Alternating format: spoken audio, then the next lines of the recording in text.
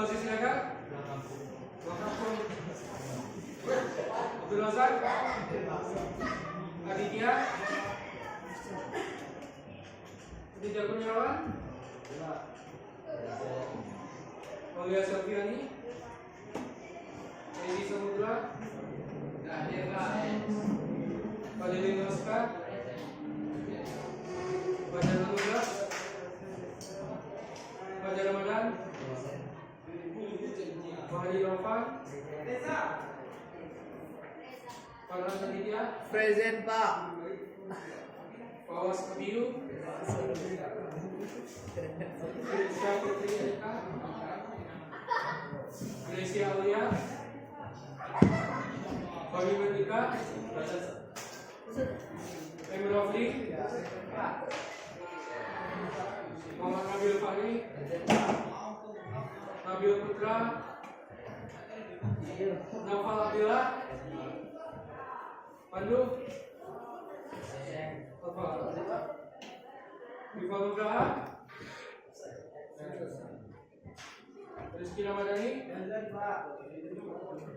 Elsa Nabila. Salam Adiba. Fasa Minato. Zikri Hafiz. Zulfakri.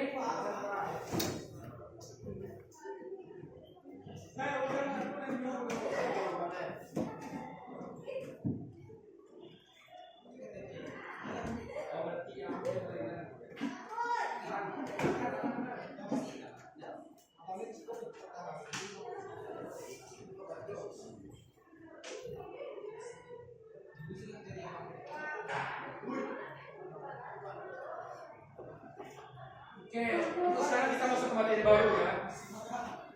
Kalau ke materi kemarin kita belajar tentang apa? Masih ingat? Kalau yang selanjutnya kita masih belajar tentang teks, tapi sekarang kita belajar tentang analytical exposition. Ada tahu itu apa analytical exposition? Teks eksposisi. Contohnya gimana? Belum tahu. Sebelumnya apa pertanyaan dulu? Kalian pernah nggak berdebat sama teman? Pernah. Debatnya diikuti oleh bukti atau berdebat atau membuktikan sesuatu? Yang bukti. Bukti. Gimana contohnya?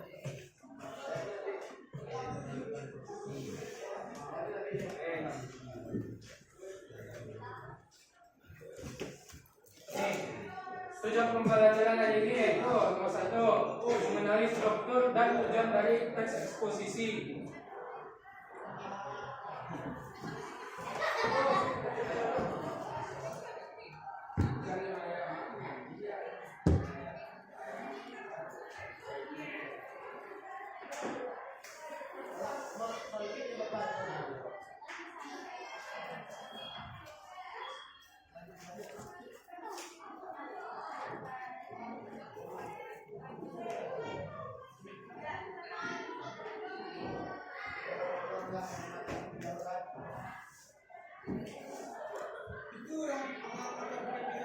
Oke, tujuan pembelajaran nomor 1, mengenai struktur dan tujuan dari teks eksposisi dan cara mengidentifikasinya bagaimana dari perbedaannya dari teks argumentatif.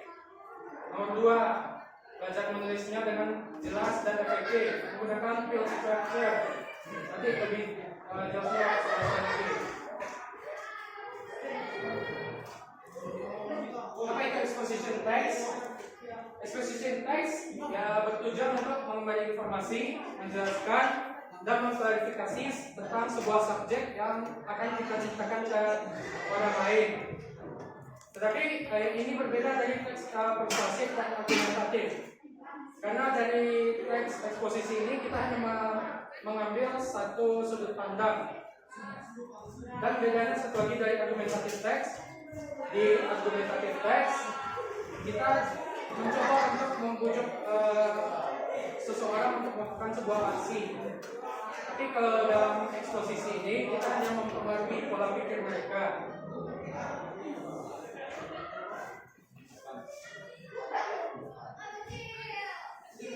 Oke, untuk Structure-nya. Ada yang mau catat? Mau catat boleh? Atau mau mendengarkan dulu boleh? Nanti bapak bagikan medianya. Struktur yang pertama, introduction.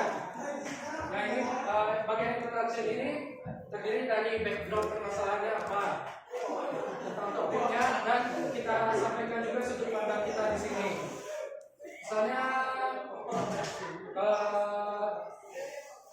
tentang perubahan iklim yang ekstrim, pemanasan global, dan tentang politik juga ada kalau untuk exposition text ini. Kita beri sudut pandangnya bisa berupa kita mendukungkah atau melawannya. Jadi yang kita pengaruhi nanti pemikiran dari pembaca teksnya ini. Nomor 2, bagi paragrafnya ini berisi dan argumentasi kita.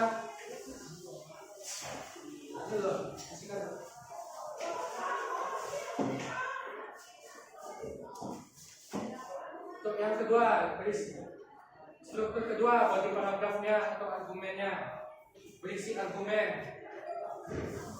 Coba kalian tolong buka buku halaman 45.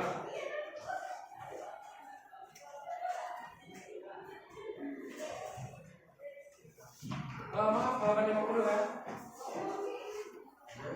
Langsung kita contohkan saja.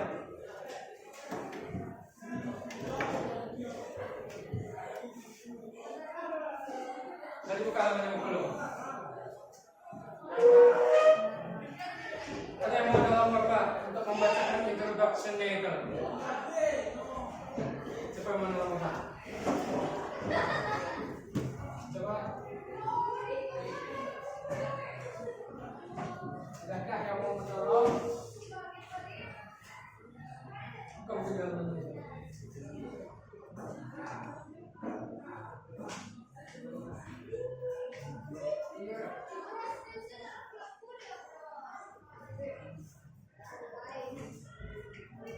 Siapa yang mau nolong membacakan bagian introduction-nya?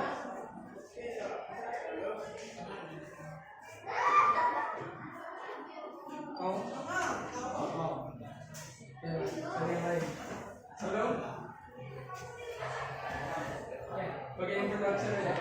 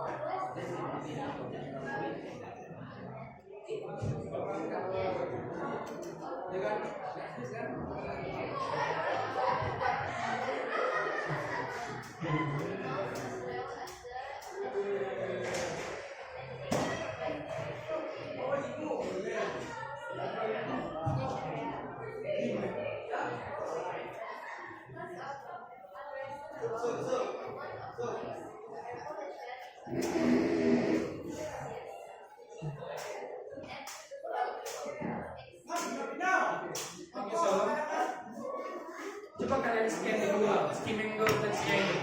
Ada nggak kata-kata yang nggak kalian ketahui? Nuisance. Oke, bukan make sense, tapi nuisance. Coba nuisance. Yang kelas coba semuanya. Nuisance. Kalau artinya tahu nggak? Nuisance itu sama dengan gangguan. Ada lagi? Kosakata yang ketahui.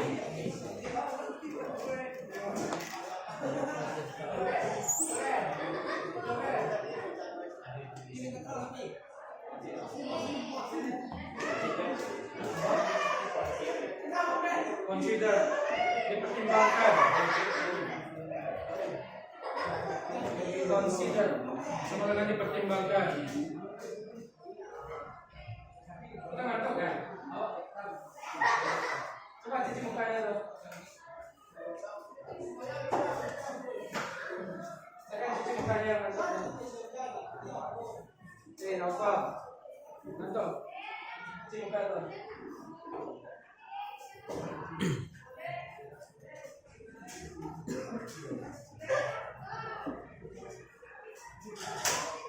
Motorbikes are a nuisance and a cause for great distress. Motor itu adalah sebuah gangguan dan penyebab dari stres yang banyak, yang besar, yang hebat. Even though motorbikes are considered as the most convenient form of transportation, walaupun motor dipertimbangkan sebagai bentuk transportasi yang paling mudah, yang paling nyaman, I think they are a hazard to humans. Saya rasa motornya ini adalah hal yang berbahaya untuk manusia. Animals as well as the environment, untuk hewan dan juga untuk lingkungan. I think motorbikes should be banned in housing areas due to the following reasons. Aku rasa motor seharusnya di-ban, dilarang di area perumahan karena alasan-alasan berikut. Cause of unreasonable amount of noise, air pollution, disease, and accident. Penyebab dari banyaknya keributan yang parah, polusi udara, penyakit, dan kecelakaan. Kira-kira dari situ sudah kelihatan introduction-nya gimana? Kita perkenalkan dulu topik permasalahannya. Kalau di sini topik permasalahannya apa? Tentang motor. Kenapa? Menurut penulisnya ini gimana motor itu? Sebuah polusi, betul. Sebuah kecelakaan, betul. Suara bising juga. Jadi dia berpikir dari sudut pandangnya gimana? Apakah dia mendukung pemakaian motor ini atau mencoba untuk melarang pemakaian motor? Mencoba melarang. Kalau dari situ udah kelihatan coba buat tesisnya. Sudah atau belum? Coba di skip dulu, boleh di skip dulu teksnya. Perkenalkan dulu masalahnya, lalu sudut pandang penulisnya.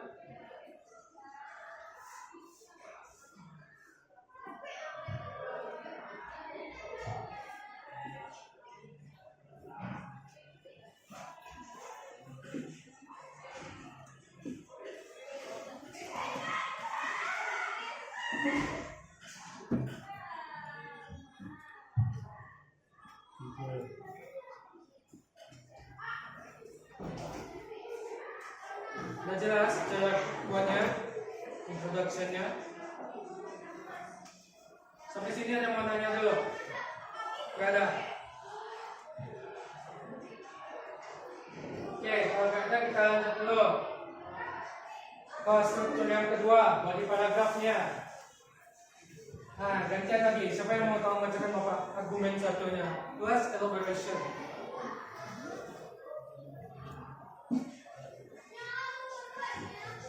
Saya mau bantu.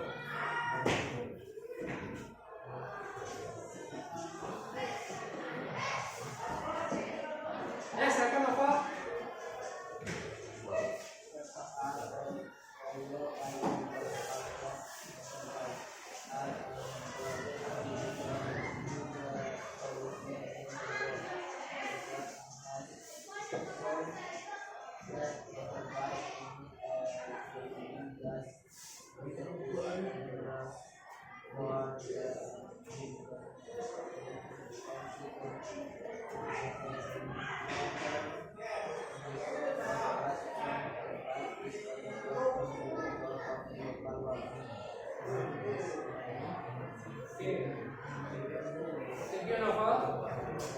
First of all, I would like to point out that motorbikes are a major contributor to the pollution in the world. Pertama-tama, aku ingin menunjukkan, mengatakan kalau motor itu adalah pemberi kontribusi terbesar dalam polusi di dunia kita. Research has shown that motorbikes emit a deadly gas that is dangerous for the environment. Riset menunjukkan bahwa motor itu mengeluarkan gas yang mematikan, yang mana berbahaya untuk lingkungan. Consequently, long-term emission of gas from motorbikes is a major contributor of global warming from Science Daily. Malahan, dalam jangka panjang, emisi dari gas motor ini malahan jadi kontributor terbesar dari global warming, pemanasan global. Oke, untuk argumennya mana?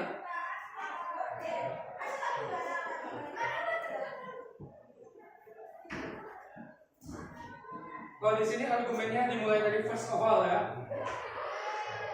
Dari sudut pandang penulisnya dulu. Pertama-tama, first of all, I would like to point out that motorbikes are a major contributor to the pollution in the world.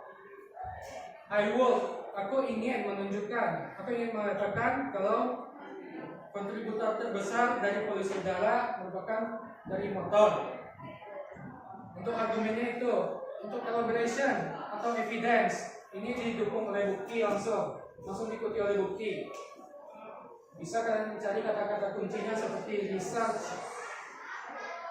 Research has shown, itu sudah di risetnya, sudah langsung dari expertnya, dari ahlinya.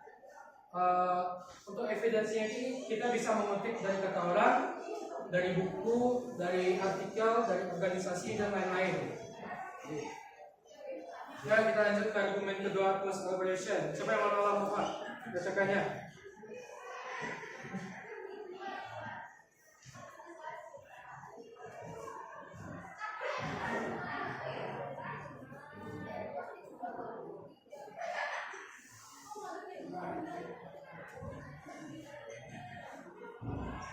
Untuk argumen kedua, ada yang mau bacakan?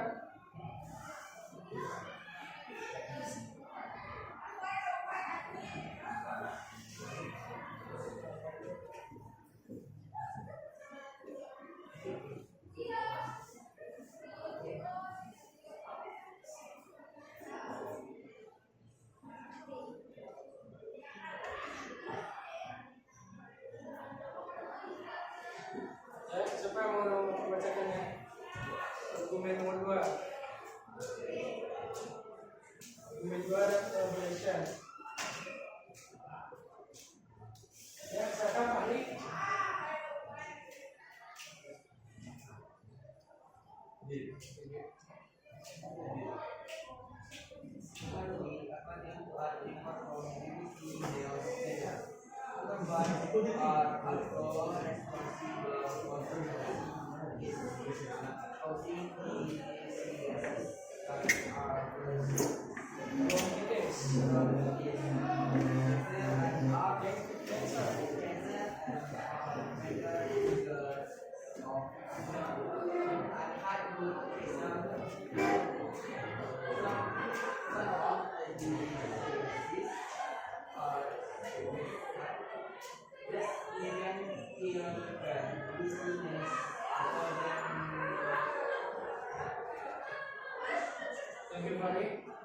Untuk argumen keduanya yang mana itu? Secondly sampai Oke, betul. Untuk argumennya secondly, yang kedua, according to a report from BBC News Channel, motorbikes are also responsible for causing diseases such as bronchitis, cancer, and are a major trigger of asthma and high blood pressure. Yang kedua, menurut laporan dari BBC News Channel, motor juga memiliki peran dalam menyebabkan penyakit seperti bronkitis, kanker, dan penyebab asma juga. Dan yang terakhir, high blood pressure, tekanan darah tinggi. Some of the diseases are so ghastly that they can kill people. Coba baca yang ghastly. Ghastly. Beberapa dari penyakitnya ini sampai saking mengerikannya, kita bisa sampai membunuh orang. Kalau collaboration atau evidensinya mah, para ahli, bukti-bukti dari para ahli dan laporan-laporannya itu untuk membackup argumennya. Kalian tahu?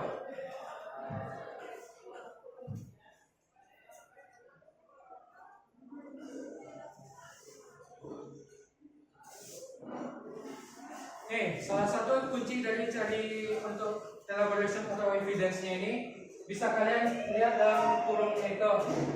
Di situ apa tulisnya itu?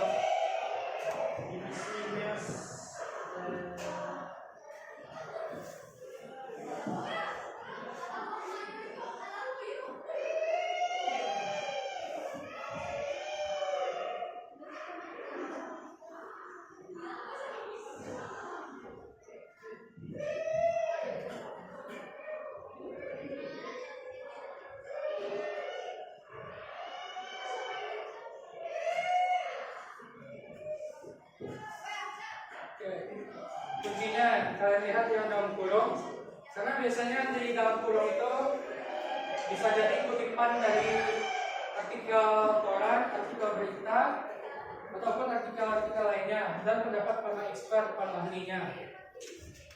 Untuk argumen 3, siapa yang mau bantu foto lagi? Siapa?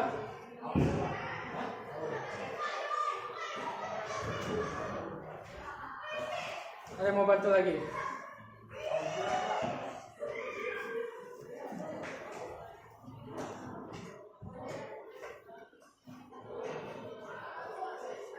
Ini kayaknya lagi sibuk sendiri aja nih. Coba ini, coba baca.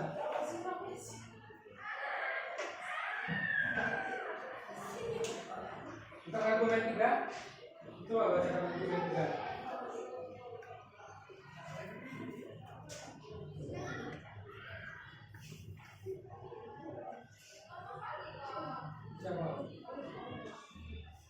Coba mau baca.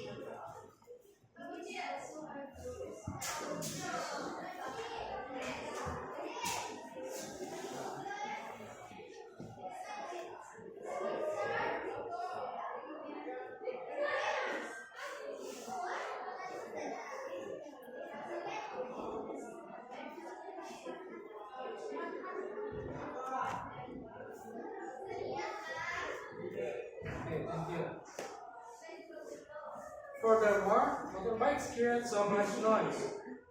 Terlebih lagi, motor itu membuat banyak kebisingan, keributan. There is vroom noise everywhere. Ada bunyi brum di mana-mana. It is extremely difficult to sleep. Yang mana membuat sulit sekali untuk tidur. Parents with infants find it extremely challenging. Orang tua dengan anak kecil sampai kesulitan.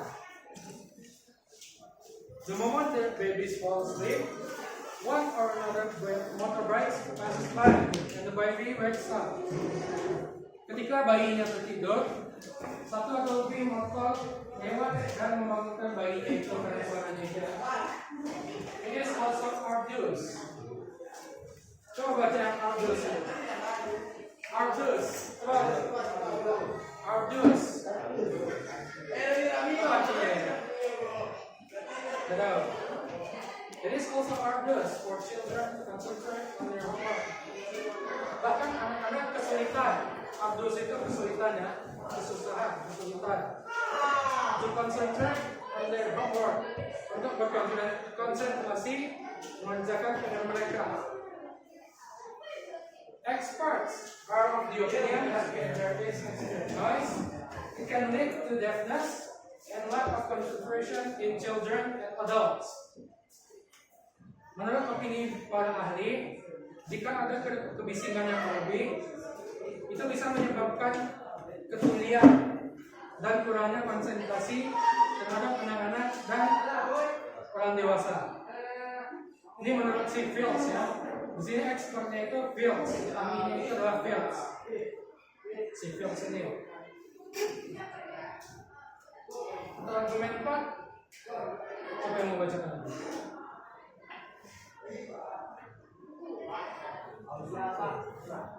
silakan. Finally, motorbikes are responsible for several accidents. In some cases, there are deaths. Motorbike riders do the best. They are aware of the stop line. Thus, they end up affecting other people or animals. Many times, our animals are and founded on the rock. Motorbikes are known to be the biggest killer on the road.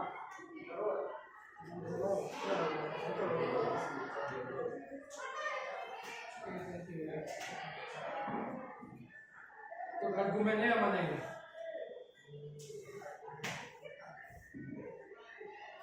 Dari mana yang ke mana? Untuk argumennya.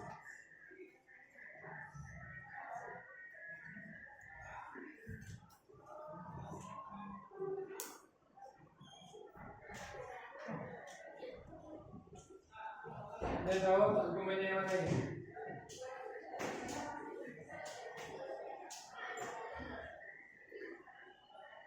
Oke, untuk argumennya ada dari finally sampai accidents. Finally, yang terakhir, akhirnya motor merupakan penyebab utama dari accidents itu apa?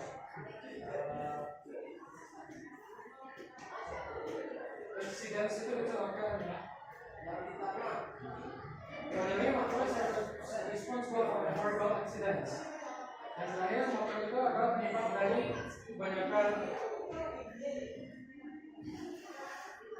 kecelakaan. In some cases, there are death. Dalam beberapa kasus, bahkan sampai ada kematian.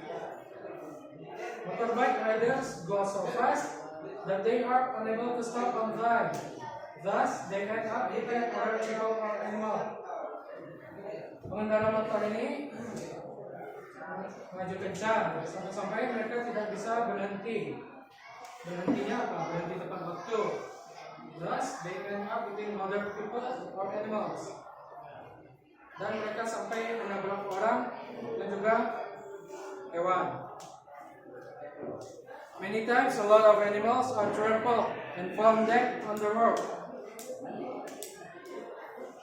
Seringkali banyak hewan yang ditemukan trampled itu apa? Dia tahu? Untuk trampled apa? Apa? Tergiling betul. Trampled itu tergiling. Kebanyakan waktu banyak hewan yang ditemukan tergiling dan mati di jalan. Motorbikes are known to the biggest killer on the roads. Motor ini diketahui sebagai pembunuh yang paling banyak di jalanan. Menurut Fields 1993 pada tahun 1990. Untuk conclusion, nih sedikit nih, siapa yang mau bantu Bapak? Ya, yang conclusion sedikit.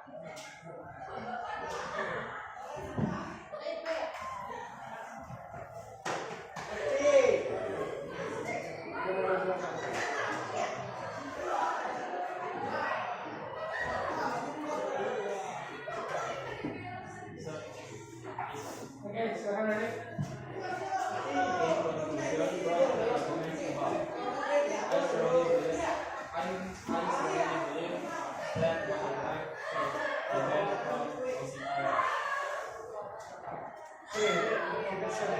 In conclusion, from the arguments above, I strongly believe that motorbikes should be banned from housing areas.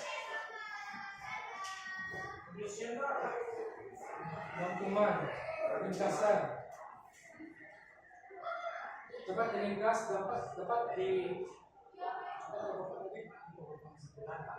dapat disimpulkan dari argumen di atas. I strongly believe that motorbikes should be banned from housing areas. Aku benar-benar percaya, benar-benar yakin bahwa motor itu seharusnya dilarang di area perumahan. Berarti kalau untuk conclusion ini, Coba lihat di introduction-nya atau tesis statement-nya.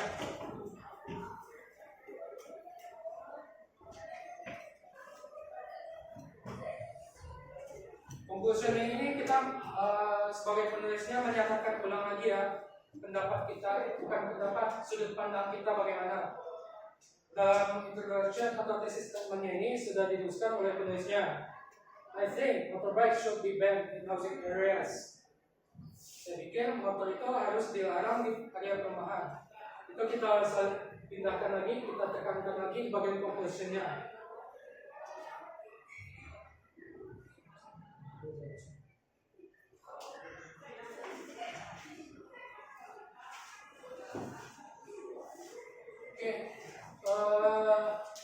Bapak berikan izin untuk LP dulu ya. Kita langsung aja ke tugas sebagai contohnya. Coba kalian cari teks tentang analytical exposition dan kalian identifikasi apakah sudah ada yang tiga paragraf tiga structure ini dari introduction, tesis statement, dan didukung oleh bukti-buktinya berupa pada ahli atau meringkas atau mengambil dari orang, bisa dari pernyataan organisasi lain juga bisa. Terus untuk conclusion-nya juga apakah sudah ada. Silakan dibuka HP-nya, mencari teksnya.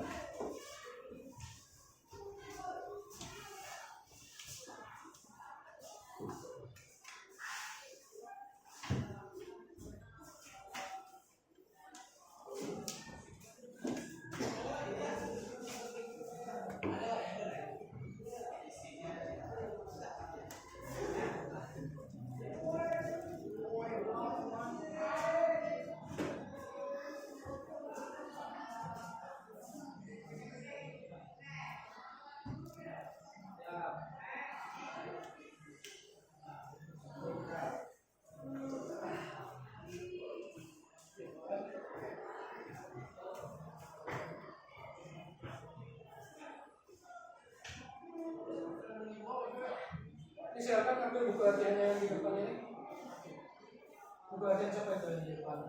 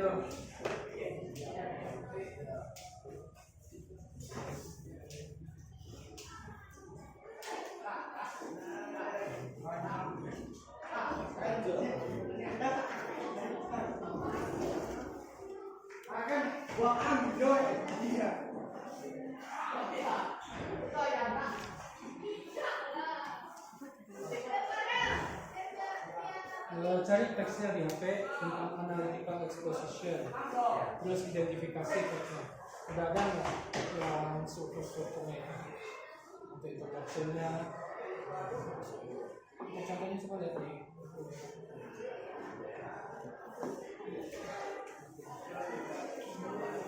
Pokoknya di buku latihan ya.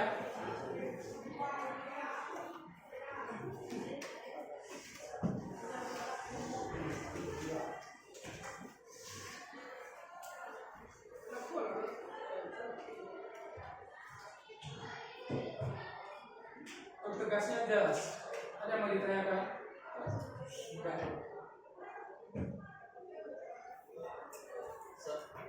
Tesnya catat dalam bulan.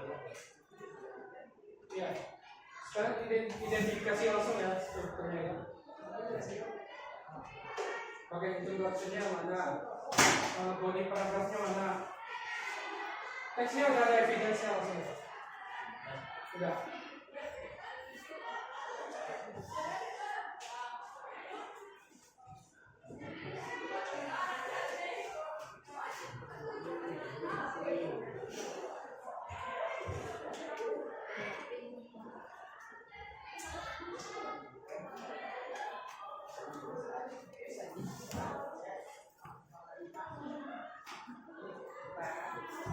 Ya.